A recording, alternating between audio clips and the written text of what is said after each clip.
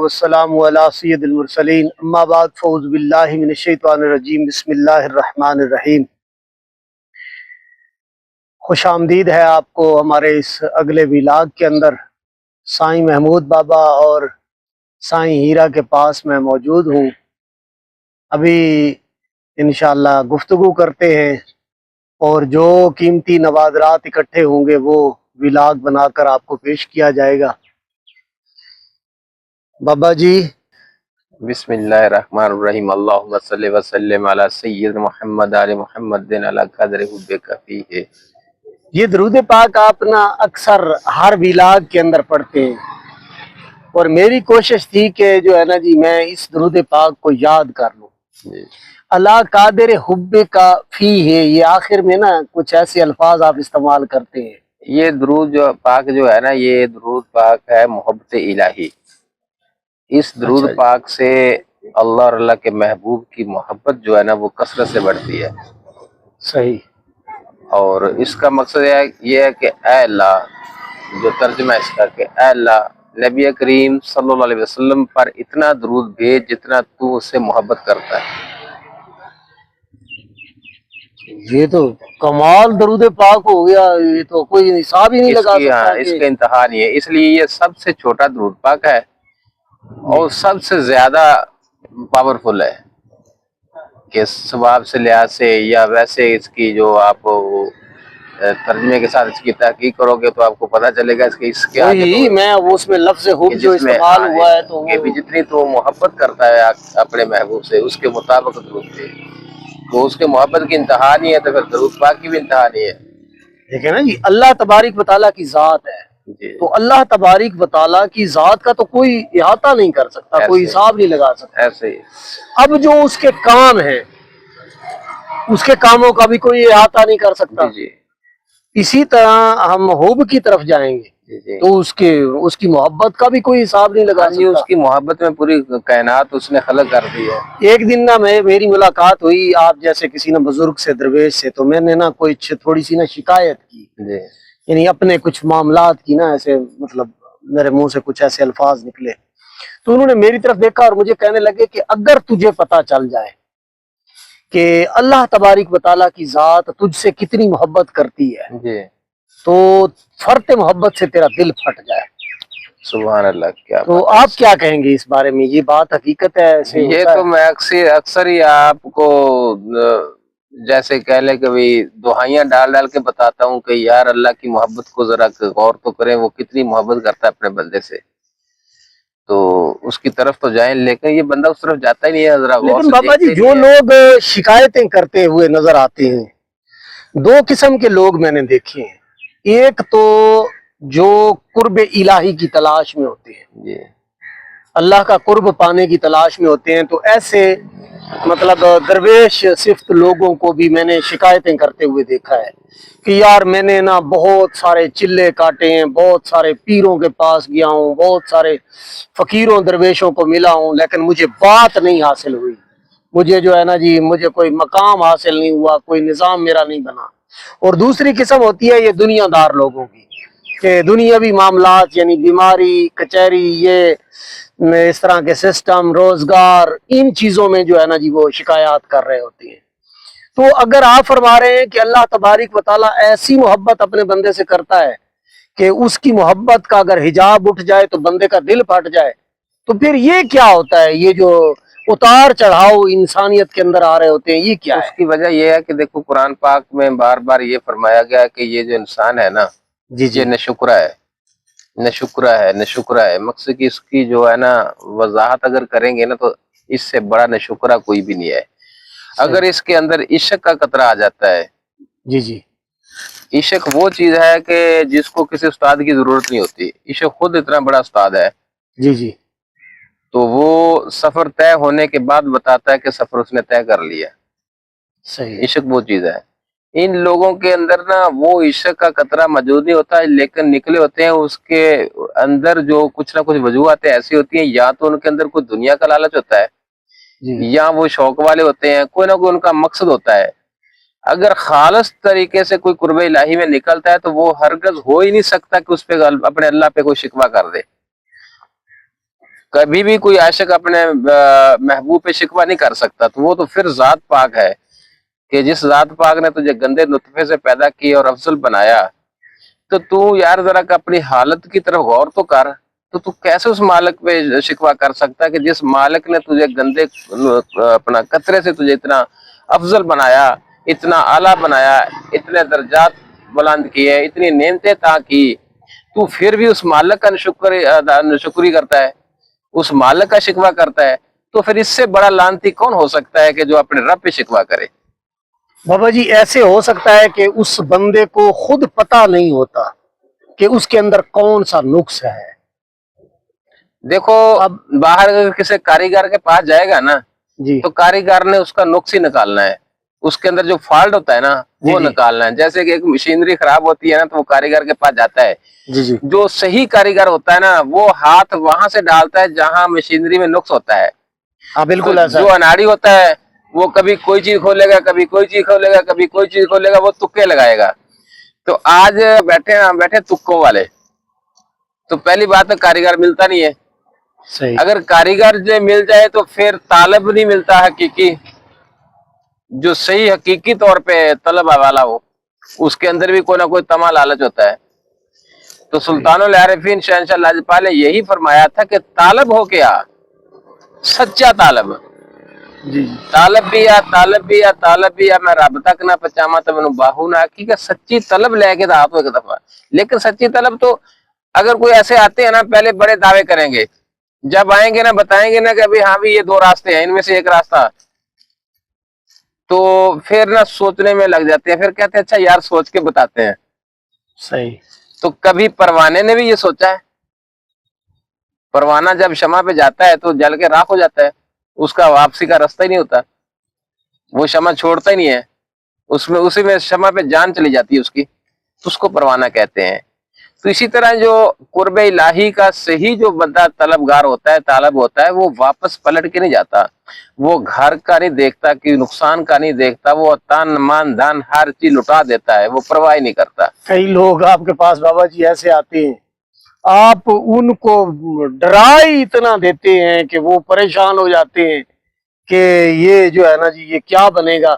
ऐसे ना साइड पे होके मुझसे भी सवालात करते हैं, मुझसे भी पूछते हैं, वो यार बाबा जी तो ऐसे कह रहे हैं, तो बाबा जी तो वैसे कह रहे हैं।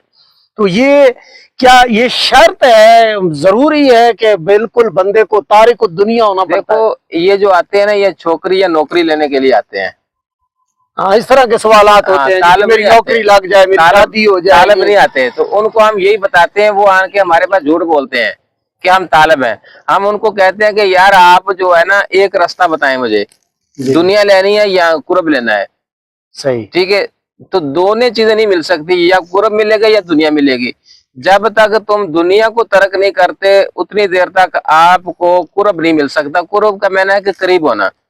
अच्छा, आपके अंदर अगर दुनिया की मोहब्बत मौजूद है तो आप अल्लाह वहदहू ला शरीक की मोहब्बत को कैसे पालोगे?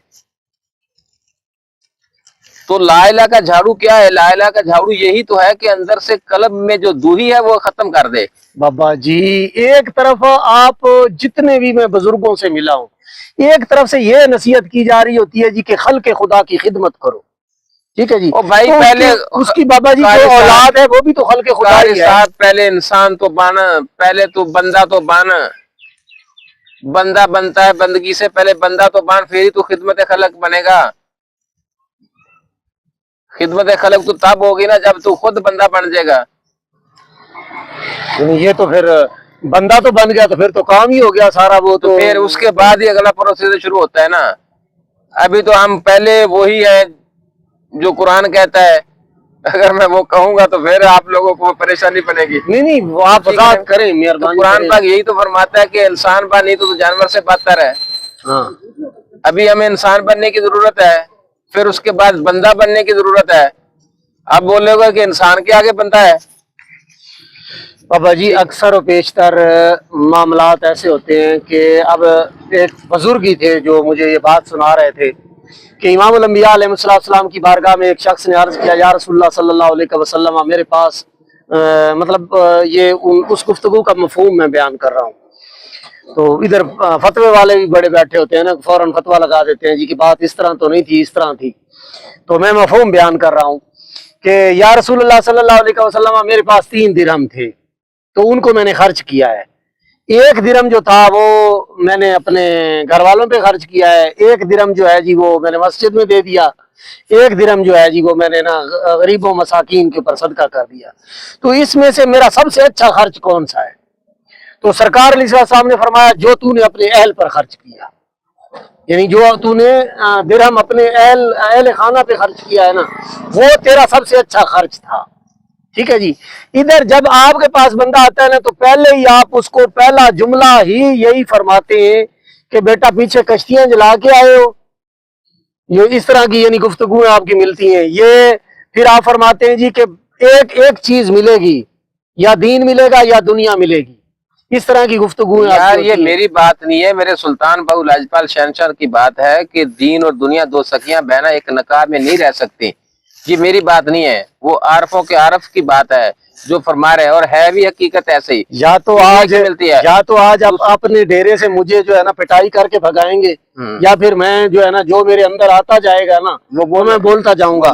بادشاہ سلطان العارفین برہان الواصلین کو میں مانتا ہوں, اس میں نا کوئی ویورز میں سے یہ نہ سمجھے کہ میں کسی قسم کی نفی کر رہا ہوں, لیکن جو حقیقت میرے سامنے گزر رہی ہے نا وہ میں نے بیان کرنی ہے. میں وہاں پہ گیا ہوں, پھر میں نے تصدیق بھی کی ہے.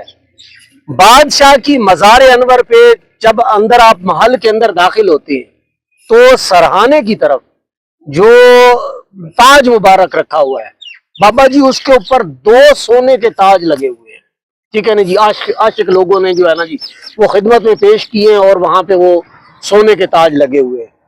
اور حضرت حبیب سلطان رحمت اللہ تعالیٰ علیہ کے بارے میں بھی آتا ہے, یہ حضور سلطان العارفین کی اولاد میں سے ہیں. تو کسی نے کہا جی کہ یہ جی ادھر نا مدرسہ بنوا دیں, تو فقیر صرف تو بندے تھے, مطلب ان کا اپنا ہی معاملہ ہے, بادشاہ کی اولاد ہے جیسے فرمائیں.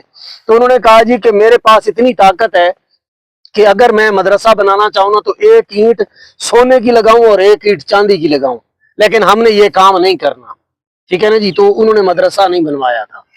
تو مجھے اس بات کی سمجھ نہیں آ رہی, ایک وہ ان کی اولاد میں سے بندہ جملہ کہہ رہا ہے کہ میں اتنی طاقت رکھتا ہوں کہ 1 اینٹ سونے کی لگاؤں 1 اینٹ چاندی کی لگاؤں, اور اس طرح کر کے میں کمرے تیار کر سکتا ہوں, ایک عمارت بنا سکتا ہوں. اور ادھر سے جو ہے نا جی بادشاہ کا جو اندر مزار انور ہے اس کے اوپر سونے کے 2 تاج رکھے ہوئے. آپ کہتے ہیں جی پہلے دنیا مکاؤ پھر ہمارے پاس آؤ. تو ادھر بادشاہ یہ بھی فرما رہے ہیں, بالکل یہ فرمایا جا رہا ہے جی کہ جو ہے نا ادھی لعنت دنیا ہوتے, ساری دنیا دارا ہوتے, دنیا مردار ہے جی, اس کا طالب کتا ہے. یہ ساری باتیں عین الفقر کے اندر ملتی ہیں. مجھے یہ میرا فلسفہ مجھے سمجھ میں نہیں آ رہا, یہ بات میری سمجھ میں نہیں آ رہی کہ ایک طرف تو دنیا کو استعمال کیا جا رہا ہے اور دوسری طرف دنیا کو برا بھلا کہا جا رہا ہے. تو یہ کیا راز ہے بابا جی؟ قاری صاحب یہ بات میرا خیال ہے کہ آپ کی زندگی گزر جائے گی, آپ کی سمجھ میں نہیں آئے گی. سلطان العارفین فانی دنیا سے گئے ہوئے کتنے عرصہ ہو گیا ہے؟ کم و بیش جی 500-550 سال ہو گئے. جی جی. آج سے 50 یا 60 سال یا 40 سال پیچھے چل جائیں تو سلطان باہو کی قبر کتنی کیا تھی؟ سادہ سسٹم تھا, بالکل سادگی تھی اور بالکل یعنی کچی قبر. تو یہ جو پیچھے جو نظام ہے پر سونے کا جو کچھ بھی کیا کس نے کیا؟ پچھلے نے کیا نا. جی جی. سلطان باہو نے تو نہیں کیا. میں نے آپ کو سلطان باہو کا کلام فرمایا, اس کا فرمان فرمایا آپ کو میں نے. ٹھیک ہے, اس کی اولاد شہنشاہی کرے جو مرضی کرے, وہ بادشاہ لوگ ہیں, ہم ان کی نفی نہیں کرتے. ٹھیک ہے, جب سلطان العارفین لاجپال شہنشاہ نے فرمایا کہ یہ دنیا کا مردار ہے, اس کے طالب کتے ہیں, تو یہ آپ کو نبی کریم صلی اللہ علیہ وسلم کی حدیث پاک میں بھی یہ ملے گی بات ہے. ٹھیک ہے. اچھا, تو بات یہ ہے کہ دنیا میں رہنا کوئی گناہ نہیں ہے. جی جی. دنیا اس کے اندر ہونا گناہ ہے. فقیر نے رہنا دنیا میں ہے مگر دنیا اس کے اندر ہونا گناہ ہے. وہ اگر اس کے پاس کوئی چیز ہوتی بھی ہے تو وہ کیا وہ اپنے اوپر لگاتا ہے؟ کیا وہ اپنی محل ماریاں بناتا ہے؟ کیا وہ عیش و آرام کرتا ہے؟ وہ تو سوکھے ٹکڑے بھی کھا لیتا ہے. وہ تو جو مہمان آتا ہے, جو لوگ آتے ہیں, ان کے لیے وہ کھانا دانا جو کچھ بھی ہوتا ہے وہ تو ان لوگوں کے لیے ہوتا ہے. جو فقر ہوتا ہے اس نے مجھے بتا کون سا فقر جس نے محل ماریاں بنائی ہونے. मेरे नबी करीम सल्लल्लाहु अलैहि वसल्लम के तबाय रसूल की तरफ चला जाए, यार उससे बड़ी बात नहीं है। फकर साहब से बड़ा कौन है? मौला पांचजन पा का घराना है। जी बिल्कुल। तो मौला पांचजन पा के घराने की जरा तहकीक करें, उसकी तबाय रसूल उठाएं, तो मुझे एक भी बता दें कि जिसने वो इतना, यहाँ मेरा रब करीम फरमाता है अपने महबूब से, है मेरे महबूब अगर तू चाहे तुझे मक्का सोना बना दूं। तो मेरे नबी करीम सल्लल्लाहु अलैहि वसल्लम ये उसमें रसूल में है, आप पढ़ भी ले। सरकार की हदीस पाक है जी, अगर एक खातून आई तो आपने फरमाया कि मैं चाहूं तो वो सोना बन के मेरे पीछे चले। तो फिर आपने क्या फरमाया, आपने क्या अर्ज की अल्लाह की बारगाह में कि अल्लाह मुझे सोना नहीं चाहिए, मुझे एक टाइम भूख चाहिए, एक टाइम खाना चाहिए, ताकि भूखा हूं तेरा जिक्र करूं और खाना खाऊं तेरा शुक्र अदा करूं। ठीक है जी। तो यार हम तो जो भी फकीर फकर आया है तबाय रसूल पे चल के आया है, वो ही इख्तियार किया है। सवाल का मकसद मैं कई मर्तबा अर्ज कर चुका हूँ, मेरा आपको तंग करना मकसद नहीं होता। असल में कुछ बातें ऐसी हैं जो मेरे वेवर्स की या अहबाब में से कुछ लोगों की समझ में नहीं आती, मुझे टेलीफोन किए जाते हैं, मैं वो असल में वो बात उन तक पहुंचाना चाहता हूँ, और जब आपकी जबान से बात पहुंचती है तो लोग फिर उसको फॉलो भी करते हैं, मानते भी हैं। असल वो देखो, आप चाहते हैं कि हम ये बातें ना उन लोगों तक ये फ्री पहुंचाते हैं, तो फ्री की दवाई जो होती है ना वो असर नहीं करती। ये आपको इस चीज का इल्म है कि जो फ्री की दवाई होती है ना, आप अस्पताल में जाए ना लेने के लिए, जी। तो आपको दवाई मिलेगी फ्री बिल्कुल, तो आप ऐसे फेंक देंगे जैसे कूड़ा फेंका है। नहीं बाबा जी, तो मेरे पास बहुत सारी दवाइयां हैं जो मैं खाता हूँ, तो ये तो मजबूरी है ना, आपको मौत नजर आ रही है इसलिए खा रहे हैं। तो जब आप 2000 या 3000 या 5000 रुपया भर के डॉक्टर के पास जाते हैं तो फिर वापस फिर दवाई को बड़ा संभाल के रखते हैं। जी ठीक है, बिल्कुल ऐसे ही है। तो इसलिए फ्री की दवाई कभी भी असर नहीं करती। ये लोग घर बैठे हैं, इनको कोई ऐसा बंदा होगा जो आशिक बंदा होगा जो इसको पसंद करेगा हमारी बातों को, वरना कोई नहीं पसंद करेगा।